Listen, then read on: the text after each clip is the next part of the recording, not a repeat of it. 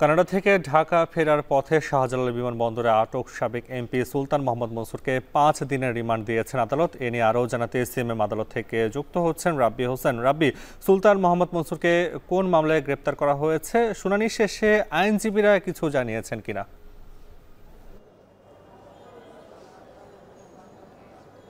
নাফি 2023 সালের 28 অক্টোবর পল্টনে বিএনপির মহাসমাবেশে বিশেষ করে প্রধান বিচারপতির বাসভবন এলাকায় যুবদল নেতা শামীম হত্যা মামলায় আজকে আদালতে তোলা হয়েছে। সুলতান মোহাম্মদ মনসুর আহমদকে আদালতে তুলে তাকে 10 দিনের রিমান্ডের আবেদন করে পুলিশ, এবং রিমান্ডের আবেদনের পরিপ্রেক্ষিতে এখানে রাষ্ট্রপক্ষর সহায়তাকারী আইনজীবীরা ছিলেন, তার এই যে রিমান্ডে চেয়েছিলেন 10 দিনের, সেটি আসলে সর্বোচ্চ রিমান্ডের আবেদন করেছেন এবং বলেছেন যে এই হত্যাকাণ্ডের সঙ্গে তার দায় রয়েছে, এবং উভয়পক্ষের শুনানি শেষে আদালত তার 5 দিনের রিমান্ড মঞ্জুর করেছেন এবং তাকে এখন আদালত থেকে নামানো হয়েছে। তাকে হাজতখানায় নিয়ে যাওয়া হয়েছে এবং আরও অধিকতর জিজ্ঞাসাবাদ করার জন্য তাকে কিছুক্ষণের মধ্যে আবারও ডিবি কার্যালয়ে নিয়ে যাওয়া হবে। আমি যদি বলি যে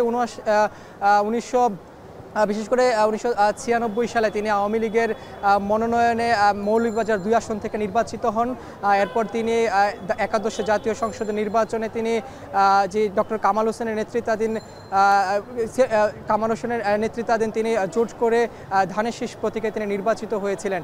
এছাড়া তিনি আওয়ামী লীগের সাংগঠনিক সম্পাদকের দায়িত্ব কিন্তু পালন করেছিলেন। তবে এখানে আদালতে বা এজলাসে এই সুলতান মোহাম্মদ মনসুর আহমদ তিনি আসলে বলেছেন যে তিনি এই যে বিএনপির 28 অক্টোবরে যে যুবলীগ নেতা হত্যাকাণ্ড হয়েছে সেই ঘটনার সঙ্গে তিনি জড়িত ছিলেন না, তিনি বিদেশে ছিলেন, কানাডায় ছিলেন, এবং তিনি দাবি করেছেন এছাড়া তার বিরুদ্ধে কোথাও কোনো আদালতে বা কোনো থানায় কিন্তু কোনো ধরনের মামলা নেই, সেটি আসলে তিনি বলেছেন। তবে এই যে তিনি মামলাটি হয়েছে যুবদল নেতা শামীম হত্যা মামলা, সেটি আসলে মিথ্যা, তাকে হয়রানি করার জন্য করা হয়েছে বলে তিনি দাবি করেছেন, এবং রাষ্ট্রপক্ষের আইনজীবীরা বলেছেন যেহেতু তিনি দাবি করছেন এবং এজাহার নামেও আসামি তিনি নন, সেক্ষেত্রে আসলে তাকে নতুন করে বা তাকে যাতে আরও অধিকতর জিজ্ঞাসাবাদ করা যায় বা সুষ্ঠু তদন্ত করা যায় যে তিনি আসলে জড়িত কিনা বা ছিলেন কিনা বা তিনি পরিকল্পনাকারী ছিলেন কিনা, এই বিষয়টি আরও সুষ্ঠুভাবে জানার জন্য তার রিমান্ড প্রয়োজন, এবং সর্বোচ্চ রিমান্ডের দাবি করেন রাষ্ট্রপক্ষের আইনজীবীরা, এবং আদালতে তার 5 দিনের রিমান্ড মঞ্জুর করেছেন। এছাড়া আমরা দেখেছি তিনি যখন আদালতে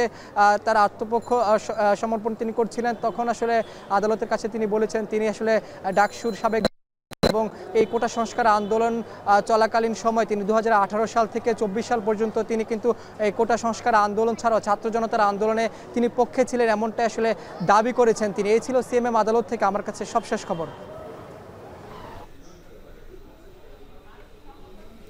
সিএমএম আদালত থেকে যুক্ত ছিলেন রাব্বি হোসেন। এর সাথে শেষ করছি এখন বিকেল। এখন টেলিভিশন ওয়েবসাইটে দেখতে ভিজিট করুন www.এখন.tv। এছাড়া ফেসবুক দেখতে